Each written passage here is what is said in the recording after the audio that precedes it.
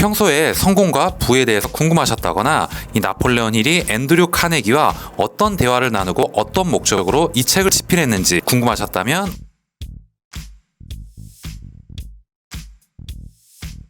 안녕하세요. 따뜻한 일상 그리고 독서 따독따독 시작하도록 하겠습니다. 오늘은 이 나폴레온 힐이 지은 놓치고 싶지 않은 나의 꿈, 나의 인생이라는 책에 대해서 얘기를 좀 나눠볼 거고요. 출판사는 국일미디어입니다. 이 책은 사실 여러 명의 블로거나 유튜버 분께서 너무 좋은 책이다, 꼭 읽어봐라, 성공 철학의 엑기스를 모아놓은 책이기 때문에 부자가 되고 싶거나 성공을 하고 싶은 사람은 꼭 보라고 하는 책 중에 하나입니다. 그래서 제 위시리스트에 있다가 늦게나마 지금 읽게 되어가지고요. 오늘 내용을 한번 공유해보고자 하고, 오늘 여러분들과 나누고 싶은 얘기는 뭐냐면 이 책을 지은 나폴레온 힐, 성공 철학이 어떤 것인지에 대해서, 그리고 이 사람이 생각하는 성공, 부자라는 기준이 어떤 것인지에 대해서 한번 공유를 해볼 거고요.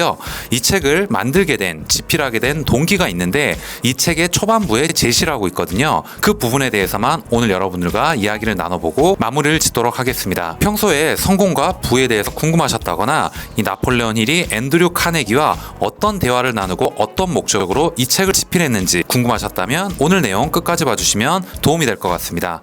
영상을 시작하기에 앞서서 좋아요 그리고 구독도 꼭 부탁드릴게요. 놓치고 싶지 않은 나의 꿈 나의 인생은 지금 1편을 소개드리는 거고요. 이 책은 2편, 3편도 있는 걸로 제가 알고 있지만은 우선은 1편부터 여러분들과 공유를 한번 해볼게요. 제목은 이렇게 가져가고 있네요. 성공 철학 최고의 바이블, Think and Grow Rich라고 표현을 하고 있습니다. 정가 가격은 13,500원이고요. 우선 나폴레온 힐에 대해서 여러분들에게 한번 말씀을 드려볼게요. 일생 동안의 연구와 강연, 저술 활동을 통해 미국을 비롯한 전 세계적인 성공 철학의 거장이 되었다라고 얘기를 하고요.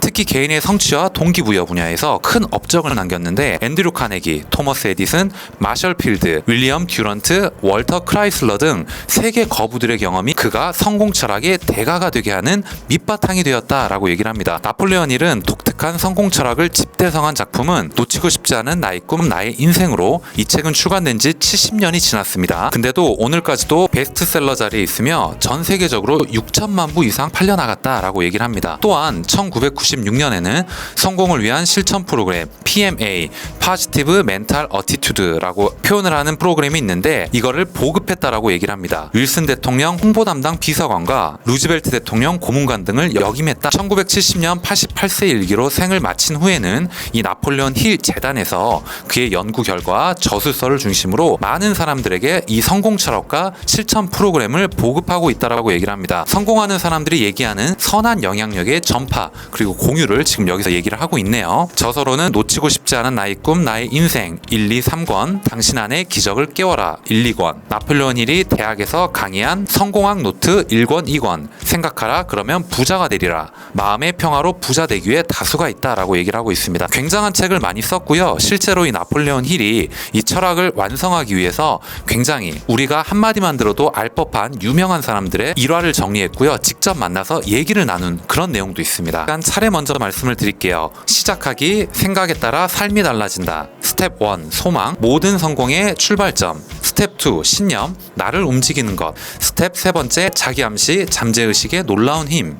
스텝 4번째, 전문지식, 개인의 경험과 관찰. 스텝 5번째, 상상력, 마음의 가능성. 스텝 6번째, 계획, 행동을 부르는 불타는 소망. 7번째, 결단, 결단은 신속히 한다. 스텝 8번째, 인내, 신념을 기르기 위한 노력. 스텝 9번째, 협력자, 나를 돕는 유익한 벗.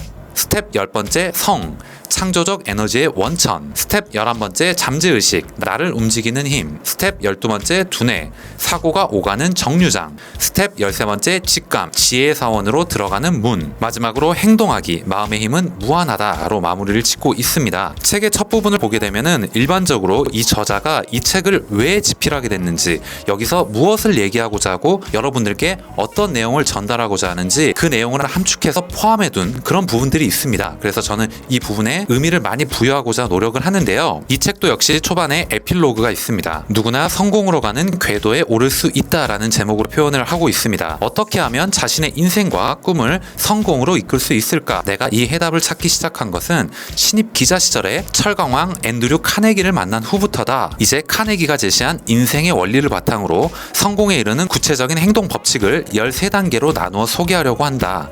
이 13단계의 행동 법칙을 여러 형태로 살아가는 수천 수천 명의 사람들에게 실제로 적용해본 결과 그 효과가 확연히 입증되었다라고 얘기를 합니다. 이 책에 소개한 내용은 모두 실화이며 세상 사람들이 인정하는 진실이라는 것을 믿어주기 바란다 라고 여기서 표현을 하고 있습니다. 성공하거나 부자가 된 사람은 모두 성공하거나 부자가 되기를 진실로 바라고 있었다.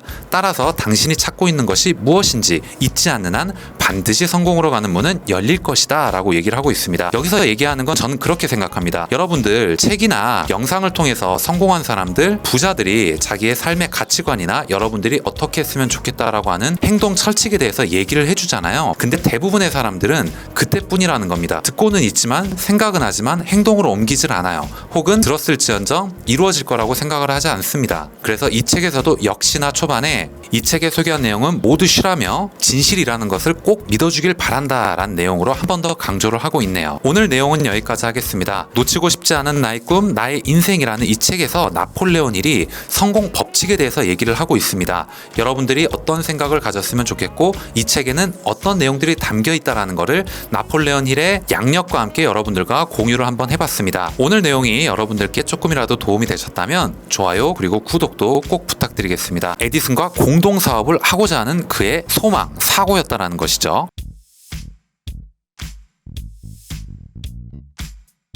안녕하세요. 따뜻한 일상 그리고 독서 따독따독 시작하도록 하겠습니다. 오늘도 여러분들과 역시 나폴레온 힐의 놓치고 싶지 않은 나의 꿈, 나의 인생이라는 책에 대해서 얘기를 나눠볼 거고요. 오늘은 부자들의 마인드, 성공하고 싶은 사람들의 성공 철칙, 명확한 소망이라는 부분에 대해서 얘기를 좀 나눠보겠습니다. 오늘은 여러분들과 토머스 에디슨에 대한 일화를 얘기를 나눠볼 건데 토머스 에디슨이 사업을 하게 될 때 옆에 협력자가 많이 있었을 거잖아요.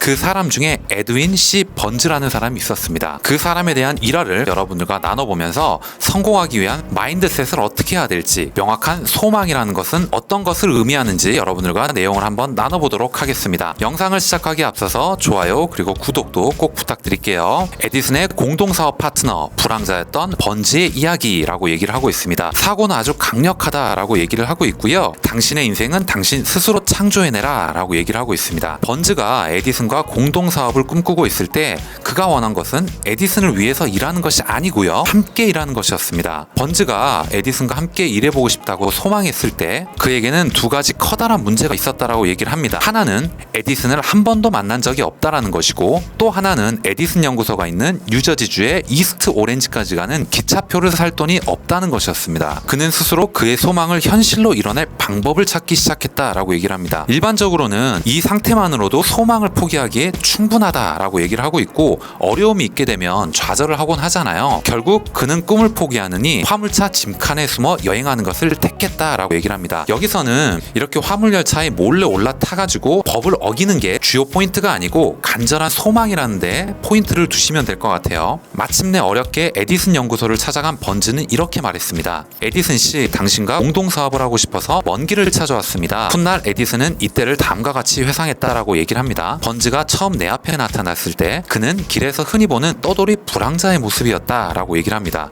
젊은 번즈가 에디슨을 처음 만나 건넨 말들은 중요하지 않았다. 에디슨의 연구소와는 어울리지 않는 당시 번즈의 행색 역시 중요하지 않았다. 사고였다라고 얘기를 합니다. 에디슨과 공동사업을 하고자 하는 그의 소망, 사고였다라는 것이죠. 번즈는 그저 에디슨의 연구소에서 일할 기회를 얻었을 뿐이었습니다. 처음에는 적은 임금을 받고 에디슨에게 중요하지 않은 잡무를 처리했다라고 얘기를 합니다. 좀 현실적인 얘기네요. 이거는 번즈는 매일매일 스스로 자신의 소망을 되뇌었다. 에디슨의 파트너가 되어 사업을 진행할 자신의 모습을 상상하고 그것을 자신에게 주지시켰다라고 얘기를 합니다. 심리학자들은 사람이 마음속에 결의를 다지고 있으면 그 계획이 준비 단계에 있을 때부터 이미 그것이 용모에 나타난다고 분석을 하는데요. 그런 면에서 당시 번즈의 용모는 이미 에디슨의 공동 경영자였다라고 얘기를 합니다.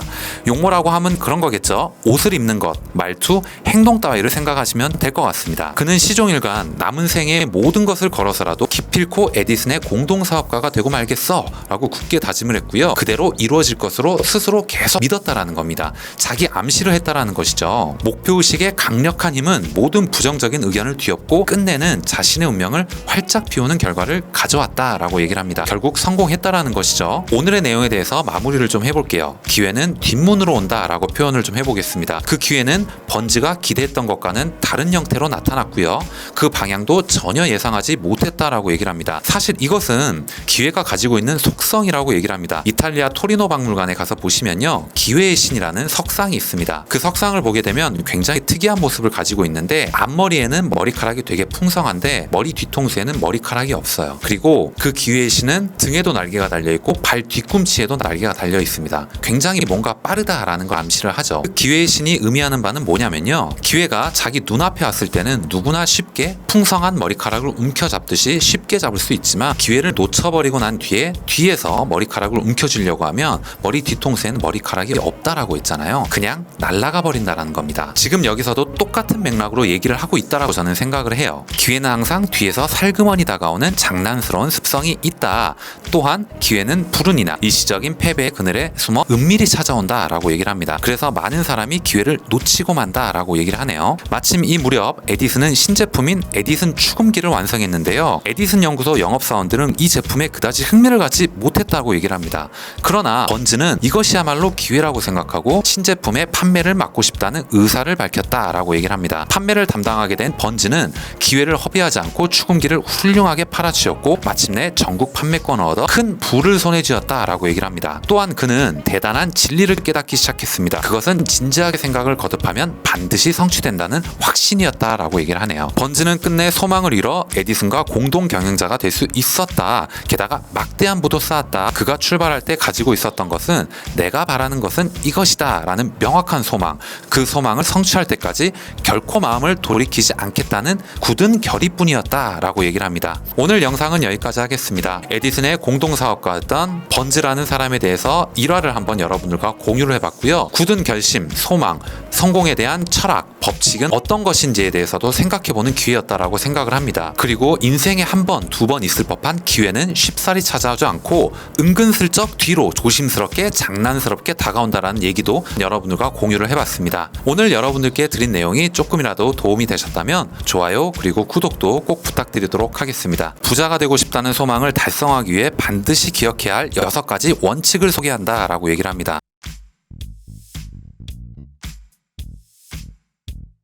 안녕하세요. 따뜻한 일상 그리고 독서 따독따독 시작하도록 하겠습니다. 오늘도 여러분들과 이 나폴레온 힐이 쓴 책 중에 하나인 놓치고 싶지 않은 나의 꿈, 나의 인생에 대해서 얘기를 좀 나눠볼 거고요. 이 책은 부자들의 성공 철학이 담긴 책입니다. 철강왕 앤드류 카네기와 토머스 에디슨의 얘기를 비롯한 여러 사람들의 성공 철학이 여기에 담겨 있고요. 실제로 이 나폴레온 힐이 이 사람들을 만나서 얘기를 나누고 본인이 생각했던 것을 정리하고 집필한 책 중에 하나입니다. 오늘 여러분들과 나누고 싶은 주제는 뭐냐면, 철강왕 앤드류 카네기와 성공한 사람들의 소망 달성을 위한 6가지 원칙에 대해서 얘기를 좀 나눠볼게요. 평소에 성공한 사람들의 성공 철학, 마인드셋이 어땠는지에 대해서 궁금하셨다면 오늘 영상 끝까지 봐주시면 도움이 될 것 같습니다. 영상을 시작하기에 앞서서 좋아요 그리고 구독도 꼭 부탁드릴게요. 부자들의 소망 달성을 위한, 성공을 위한 6가지 원칙을 지금 여러분들과 얘기를 나눠드리겠습니다. 부자가 되고 싶다는 소망을 달성하기 위해 반드시 기억해야 할 6가지 원칙을 소개한다 라고 얘기를 합니다. 첫째, 당신이 바라는 돈의 금액을 명확히 한다 라고 얘기를 합니다. 단순히 많은 돈을 벌고 싶다 라는 생각만으로는 안 된다 라고 얘기를 합니다.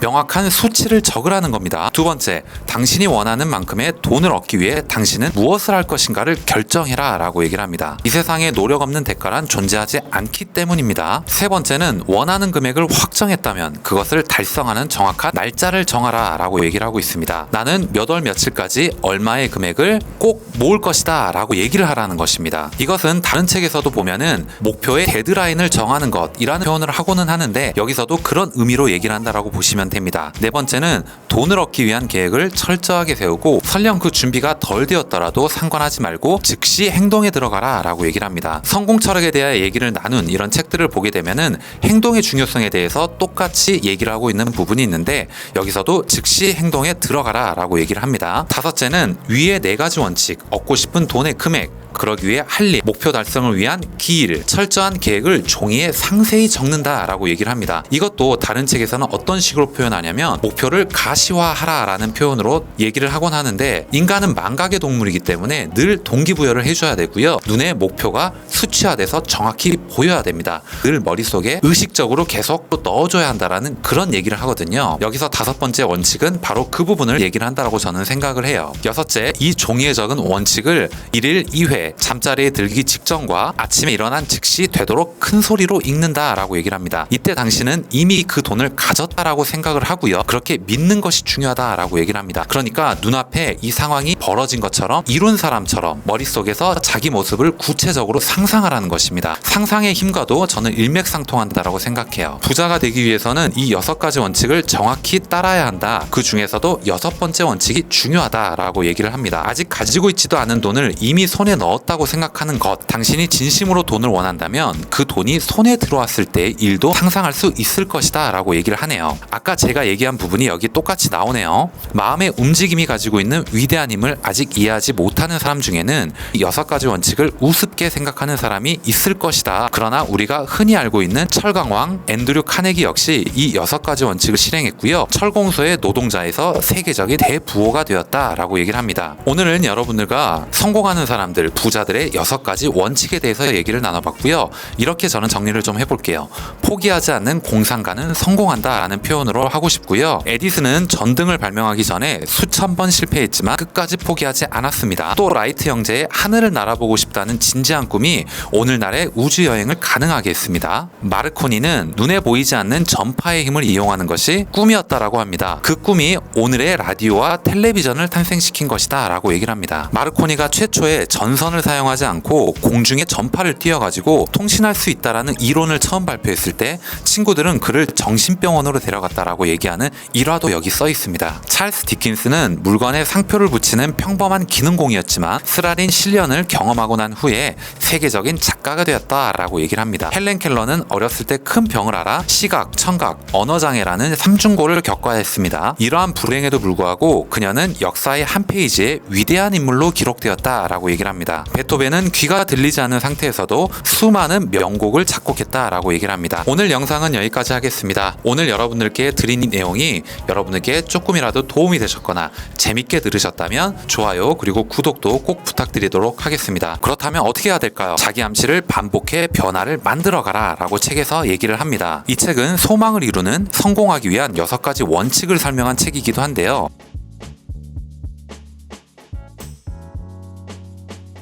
안녕하세요. 따뜻한 일상 그리고 독서 따독따독 시작하도록 하겠습니다. 여러분들과 이 나폴레온 힐이 쓴 놓치고 싶지 않은 나의 꿈, 나의 인생에 대해서 얘기를 나눠볼 거고요. 이 책의 내용 중에 성공한 사람들의 부자가 되기 위한 원칙, 자기 암시의 중요성에 대해서 얘기를 좀 나눠볼게요. 어떻게 보면 이 책은 성공 철학에 대해 얘기를 나누고 있는 책이라고 생각을 하시면 될 것 같고요. 실제로 여러분들이 이름만 들어도 알 법한 사람들을 만나가면서 정리한 성공 철학을 이 책에 집대성했다라고 보시면 될 것 같습니다. 자기 암시의 중요성, 성공 철학의 3가지 원칙에 대해서 얘기를 좀 나눠보겠습니다. 영상을 시작하기에 앞서서 좋아요 그리고 구독도 꼭 부탁드릴게요. 날마다 마음속에 성공을 그려라. 긍정적인 자기 암시는 목표를 이루기 위한 가장 효과적인 자극이다 라고 얘기를 합니다. 자기 암시란 우리가 오감, 시각, 청각, 후각, 미각, 촉각을 통해 스스로 자기 마음에 주는 암시나 자극을 말합니다. 일종의 자기 최면이라고 할 수 있습니다. 사람은 누구나 자기의 생각을 가지고 있고요. 그리고 긍정적이든 부정적이든 자기의 생각이 자기도 모르게 잠재의식에 자기 암시를 주고 있다라고 얘기를 합니다. 긍정적인 자기 암시가 주어지면 잠재의식은 당신이 바라는 것을 가꾸어 발전시킵니다. 그러나 그냥 내버려두면 가능성에 가득 찬 잠재의식도 잡념에 점령되어 망가지고 만다라고 얘기를 하네요. 그렇다면 어떻게 해야 될까요? 자기 암시를 반복해 변화를 만들어가라 라고 책에서 얘기를 합니다. 이 책은 소망을 이루는 성공하기 위한 6가지 원칙을 설명한 책이기도 한데요. 당신의 소망을 종이에 써서 하루에 3번씩 소리내어 읽고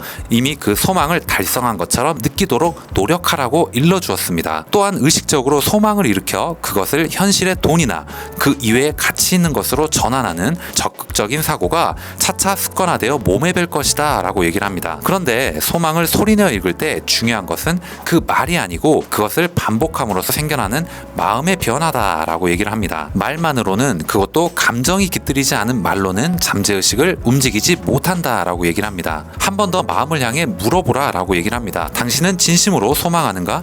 당신은 진심으로 성공을 하고 싶나요? 당신은 진심으로 부자가 되고 싶습니까? 당신이 얼마만큼 소망에 마음을 집중하는가에 달려있다 라고 얘기를 합니다. 어떻게 하면 집중력을 단련시킬 수 있을까요? 우선 소망을 구체적으로 정하라 라고 얘기를 하고 있습니다. 예를 들어 당신이 많은 돈을 원한다면요, 바라는 돈의 액수를 분명히 정하라고 얘기를 하고 있습니다. 나는 많은 돈을 벌고 싶어, 나는 쓸 만큼 벌고 싶어, 이런 식으로 얘기하지 말라라는 겁니다. 나는 언제까지, 나는 몇 년도 몇 월 며칠까지 얼마의 돈이 필요해 라고 명확하게 구체적으로 정하라는 것입니다. 그리고 눈을 감고 정신을 집중해서 이미 그 소망을 달성한 사람처럼 마음속에 그것을 그려보고 상상하라 라고 얘기를 합니다. 당신이 부를 얻을 수 있다고 믿을 때, 당신이 부자가 될 수 있다라고 믿을 때, 돈은 이미 당신이 손을 내뻗도록 기다리고 있을 것이다 라고 얘기를 합니다. 당신에게 완전한 실행 계획을 가르쳐 줄 것이다 라고 얘기를 하네요. 소망하는 것을 이루기 위해서는 먼저 확고한 계획을 세우는 일이 중요하지만 더욱 중요한 일은 그 소망을 위해 행동하는 일입니다. 성공 철학을 얘기한 책이나 부자들의 일화를 담은 책들을 보면요,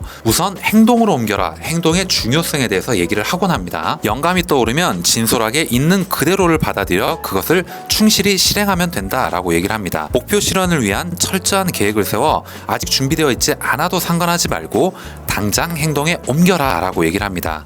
자신의 이론은 깨끗이 버리고요, 원래 이론이라는 것은 게으름뱅입니다. 그러므로 이론에만 사로잡혀 있으면 결국은 모든 것이 중도에서 흐지부지 끝나버릴 우려가 있다라고 얘기를 하네요. 그러면 잠재의식을 움직이는 세 가지 원칙에 대해서 정리를 해볼게요. 첫 번째, 밤에 잠들기 전에 당신이 쓴 암시의 말을 소리내어 읽어라 라고 얘기를 하고 있습니다. 예를 들면 이런 겁니다. 나는 2025년 1월 1일까지 7억의 돈을 모은다 라고 얘기를 하는 겁니다. 나는 이 금액을 얻기 위해 최선을 다할 각오가 되어 있다. 나는 이 돈이 반드시 손에 들어올 것이라고 확신한다. 그리고 목표한 금액이 만져질 정도로 분명하게 그 돈을 마음속에 그릴 수 있다. 둘째, 암시의 말이 마음속에서 완전히 당신의 것이 될 때까지 아침 저녁으로 반복해서 읽어라 라고 얘기를 하고 있습니다. 가장 좋은 타이밍은 언제냐면 아침에 눈을 떴을 때, 그 다음에 잠들기 전이라고 이 책에서는 얘기를 하고 있는데, 저도 참고적으로 좀 말씀을 드리면 아침에 지금 뭐 직장 생활도 하고 있고 계속 반복되는 이 생활을 하다 보면 사람이 힘들어질 때가 있잖아요. 그래서 저도 아침에 일어나서 굉장히 피곤하고 회사 가기 싫을 때는 어떤 생각을 하냐면요, 아, 잘 잤다, 모든 것이 잘 될 거야, 오늘도 나는 하루하루 나아지는 삶을 살아가고 있어 라고 얘기를 하면서 일어납니다. 어떻게 보면 되게 낯간지러운 우스운 얘기로 들리실 수도 있는데 저는 실제로 이런 얘기를 좀 하면서 많이 힘을 얻고는 합니다. 세 번째는 벽이나 천장, 화장실, 책상 등의 눈에 잘 띄는 곳에 암시의 말을 붙여두고 항상 당신의 마음을 자극하라 라고 얘기를 합니다. 이것은 목표의 가시화라고 하는 측면인데, 부자들의 성공 철학, 성공한 사람들의 마인드셋 관련한 책들을 보면 이 부분이 늘 나와 있습니다. 이런 행동이 바보스럽다고 생각하는 사람이 있을지도 모르겠습니다. 그러나 아무리 창피해도 기세가 꺾여서는 안 된다라고 얘기를 합니다. 주저하지 마라, 물러서지 마라, 그냥 용기를 갖고 해보자 라고 얘기를 합니다. 누가 뭐라 해도 상관하지 마라 라고 얘기를 하네요. 오늘 이야기는 여기까지 하겠습니다. 오늘 이야기가 여러분들께 조금이라도 도움이 되셨거나 재밌게 들으실 수 있으셨다면 좋아요 그리고 구독도 꼭 부탁드리도록 하겠습니다. 그러면 성공하는 부자들의 조건 11가지, 리더가 갖춰야 될 조건 11가지는 무엇일까요? 어떤 리더라도 처음에는 부하에서 시작했고요.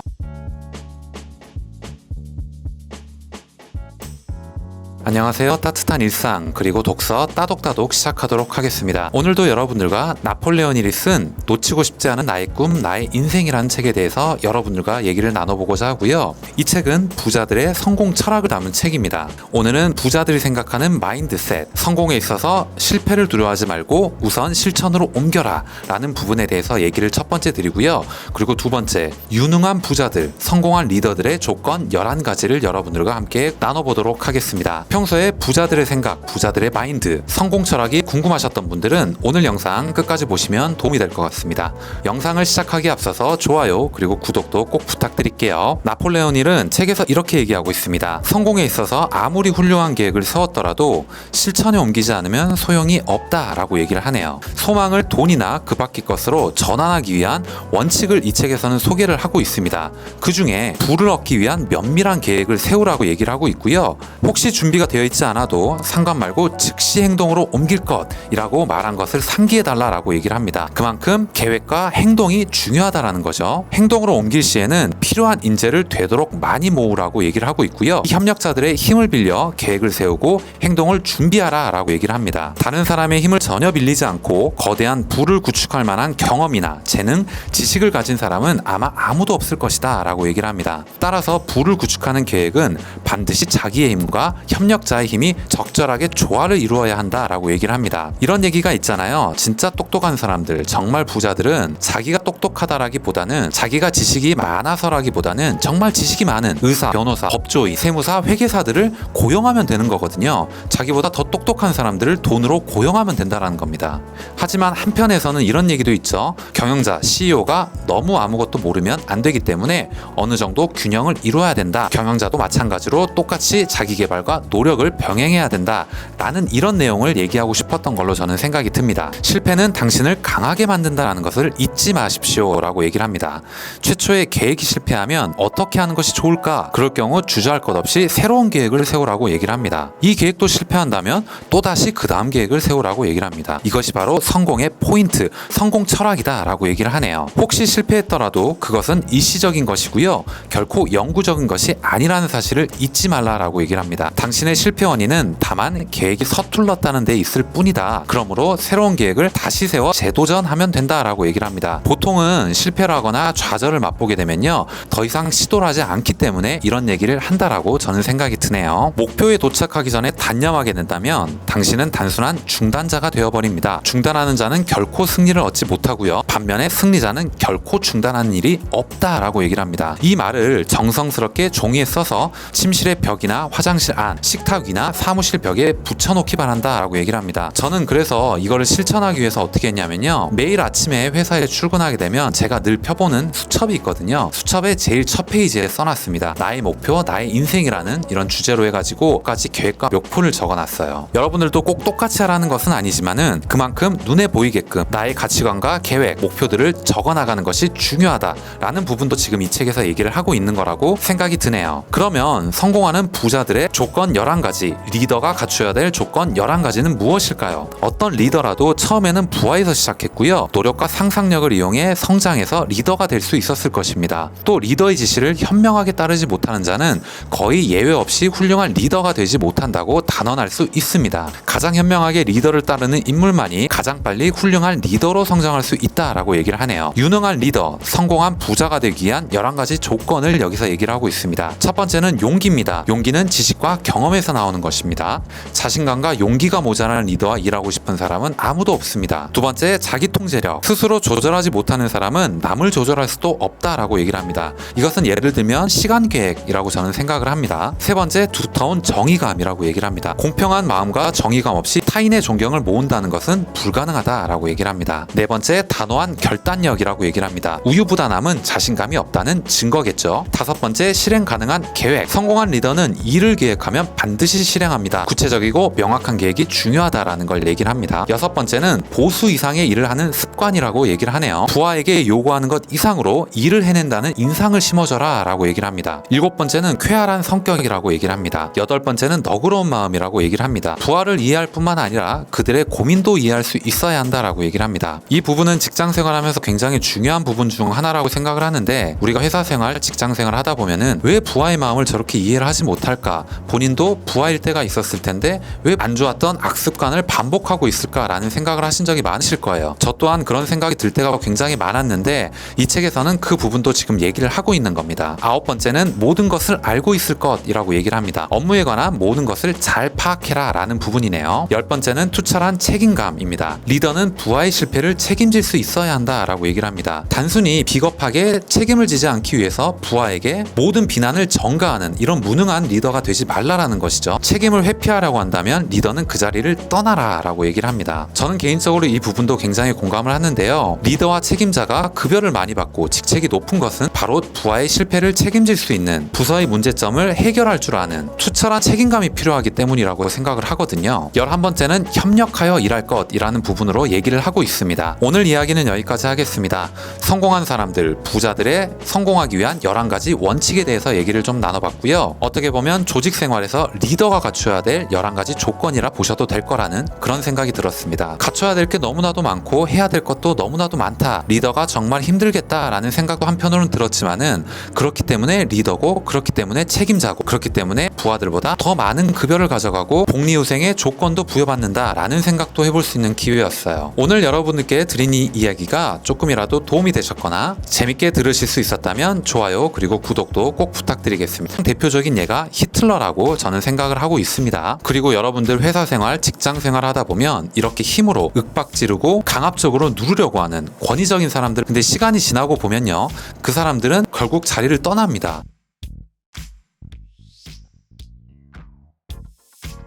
안녕하세요. 따뜻한 일상 그리고 독서 따독따독 시작하도록 하겠습니다. 오늘은 나폴레온 힐이 쓴 놓치고 싶지 않은 나의 꿈, 나의 인생이라는 책에 대해서 여러분들과 얘기를 나눠볼 거고요. 이 책은 성공하기 위한, 부자가 되기 위한 성공 철학을 담은 책이라고 보시면 될 겁니다. 이 책은 성공을 하기 위한 원칙도 얘기를 하고 있지만은 실패하는 사람들, 부자가 되지 못하는 사람들의 원인도 이 책에서 얘기를 하고 있는데요. 오늘은 실패하는 상사, 실패하는 리더, 부자가 되지 못하는 사람들의 원인 10가지를 여러분들과 얘기를 나눠보도록 하겠습니다. 평소에 자신의 생각, 가치관, 마인드, 그리고 부자들의 성공 원인, 철칙과 마인드가 궁금하셨다면 오늘 영상 끝까지 봐주시면 도움이 될 것 같습니다. 영상을 시작하기에 앞서서 좋아요 그리고 구독도 꼭 부탁드릴게요. 부자가 되지 못하는 사람, 실패하는 리더, 실패하는 상사의 원인을 10가지로 한번 정리를 해보고자 합니다. 무엇을 해야 하는가? 하는 것 못지않게 무엇을 해서는 안 되는가도 중요하다라고 얘기를 합니다. 주변 사람들의 지지를 얻지 못하는 리더는요, 생존하지 못한다라고 책에서 얘기를 하고 있습니다. 사람들은 힘으로 지배하는 리더를 일시적으로는 따른다고 해도요, 기꺼이 모든 것을 바쳐 따르지는 않는다라고 얘기를 합니다. 가장 대표적인 예가 히틀러라고 저는 생각을 하고 있습니다. 그리고 여러분들 회사 생활, 직장 생활 하다 보면 이렇게 힘으로 윽박지르고 강압적으로 누르려고 하는 권위적인 사람들, 근데 시간이 지나고 보면요,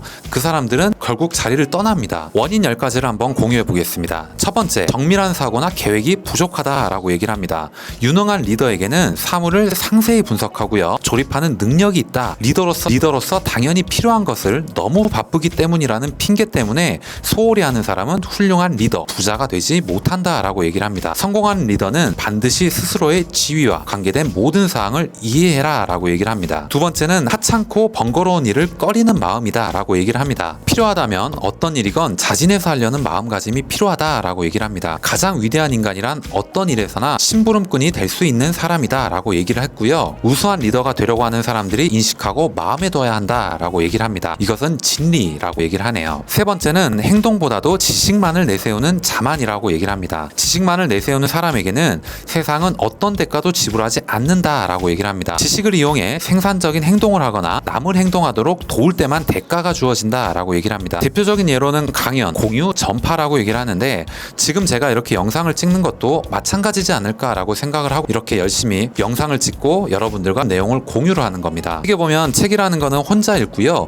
혼자 마음속으로 정리하고 끝낼 수도 있습니다. 그럼에도 불구하고 제가 이렇게 영상을 나누는 이유는 뭐냐면, 부자들 성공 철학을 얘기하는 책들을 보면요, 선한 영향력을 전파하라 라고 얘기를 하고 있고요, 책을 읽고도 여러분들 기억이 안 나서 난처했던 적이 굉장히 많으실 거라고 생각을 합니다. 저는 그렇거든요. 이 책을 읽고 나서 이 책의 내용이 뭐였지? 이 책의 주요 골자는 뭐였을까? 이렇게 까먹는 경우가 되게 많아요. 그렇다면 영상을 통해서 이 책의 내용이 뭐였고 내가 그때 당시에 어떤 생각을 했는지 영상으로 남겨보자 라는 마음으로 시작을 하게 됐거든요. 네 번째는 부하의 도전을 두려워하는 질투라고 얘기를 하고 있습니다. 시기와 의심의 눈으로 바라보는 것이라고 저는 생각을 하는데요. 부하가 자기 지위를 빼앗지는 않을까 두려워하는 리더는 그 두려움이 머지않아 현실이 될 것을 각오해야 된다라고 얘기를 합니다. 유능한 리더는 자기 지위에 관한 모든 것을 연구하고요, 그 임무에 정통해야 된다라고 얘기를 합니다. 그래야만 중요한 문제를 깨끗이 처리할 수 있기 때문이죠. 또 유능한 리더는, 부자들은 남의 능력을 능숙하게 이용할 줄 안다라고 얘기를 합니다. 단독으로 일하기보다는 유능한 부하와 함께 일하는 것이 효율적이라는 것을 알기 때문이다 라고 얘기를 합니다. 다섯 번째는 상상력이 부족한 것이라고 얘기를 합니다. 그러니까 시나리오를 미리 짜보지 않는 것이죠. 상상력이 모자라면 긴급사태에 잘 대처할 수도 없거니와 부하와 주변 사람들을 효율적으로 지도하기 위한 계획을 세우지도 못한다라고 얘기를 합니다. 여섯 번째는 자기 위주의 사고방식이라고 얘기를 하네요. 대표적인 예시 하나가 조직원들 사이에서 공개 망신 주는 것이라고 저는 생각이 듭니다. 조직 생활을 하다 보면 누구든 실수를 하고 잘못할 수가 있잖아요. 상황에 따라서 뭐 여러 가지가 있겠지만은 꼭 주변 사람들이 보는 앞에서 공개적으로 모두 들으라고 억지로 망신을 주는 리더들이 있는데, 저는 이러한 모습들은 훌륭하다라고 생각하지가 않거든요. 이 책에서도 비슷한 의미로 얘기하는 부분이라고 생각을 합니다. 모두에게 득이 되지 않는 행동은 하지 말라라는 것이죠. 부하가 하는 일에 사사건건 잔소리하는 리더는 반드시 그들의 미움을 산다라고 책에서 얘기를 합니다. 진정한 리더, 진정한 부자는 부하와 주변 사람들의 명예를 손상시키지 않는다라고 얘기합니다. 오히려 부하와 주변 사람들이 명예를 얻기를 바란다라고 얘기를 하네요. 모든 사람이 단순히 돈만을 위해 일하는 것은 아닙니다. 그들이 자신이 한 일에 대해서 인정받고 싶어 할 수도 있습니다. 유능한 사람들, 유능한 리더, 부자들은 그것을 아주 잘 알고 있다라고 얘기를 합니다. 저도 이 부분에 굉장히 공감을 합니다. 7번째는 과격한 성격이라고 얘기를 하네요. 과격한 리더를 존경하는 부하는 없습니다. 그리고 과격한 성격은 리더의 인내력과 활력을 파괴하므로 결국 자멸할 뿐이다 라고 얘기를 합니다. 8번째, 성의가 부족한 것이라고 얘기를 합니다. 자신에 대해, 동료에 대해, 그리고 상사나 부하에 대해 성의가 없는 것은 영원한 리더 그리고 부자로 남을 수 없다라고 얘기를 하네요. 9번째는 특권 남용에 대해서 얘기를 합니다. 유능한 리더 그리고 부자들은 부하, 주변 사람들에게 용기를 준다라고 얘기를 합니다. 권력과 지위로 부하의 마음에 공포심을 야기하는 일을 결코 하지 않는다. 부하에게 자기의 특권을 강요하려고 하는 그런 리더는 힘에 의한 리더로 분류할 수 있다라고 얘기를 합니다. 10번째는 직위와 신분 과시라고 얘기를 합니다. 실력 있는 리더와 부자들은 부하의 존경을 사기 위해 직위나 신분을 필요하지 않을 것이다 라고 얘기를 합니다. 직위나 신분을 지나치게 고집하는 사람들은요, 일반적으로 무능한 경우가 많다라고 책에서 얘기를 합니다. 진실한 리더가 부자가 되려고 하는 사람에게는 항상 문이 열려 있습니다. 개방적인 마인드를 갖고 있다라는 것이죠. 따라서 거칠애나 형식은 필요 없다라고 얘기를 합니다. 오늘 영상은 여기까지 하겠습니다. 훌륭한 사람, 훌륭한 리더, 부자들의 마인드, 부자가 되고 싶다면 하지 말아야 될 10가지에 대해서 한번 여러분들과 얘기를 나눠봤습니다. 오늘 여러분들께 드린 이 이야기가 조금이라도 도움이 되셨거나 재밌게 보셨다면요, 좋아요 그리고 구독도 꼭 부탁드리겠습니다. 다음 시간에 더 좋은 내용, 더 좋은 컨텐츠를 가지고 인사드리도록 하겠습니다. 감사합니다.